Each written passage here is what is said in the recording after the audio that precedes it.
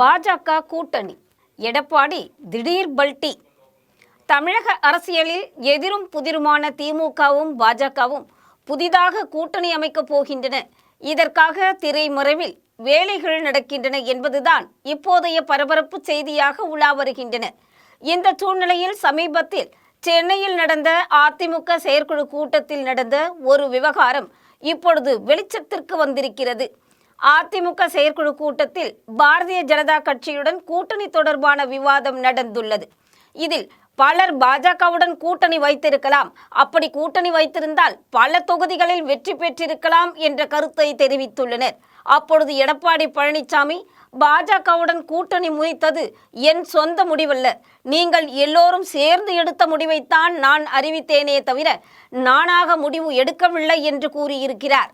இது தொடர்பாக நிர்வாகிகள் சிலர் பேசும்பொழுது, என்னதான் கட்சி தொண்டர்கள் நிர்வாகிகள் தனது ஆலோசனைகளை தெரிவித்தாலும் அதனை யோசித்து செயல்படுத்த வேண்டியது தலைவரின் கடமை அல்லவா?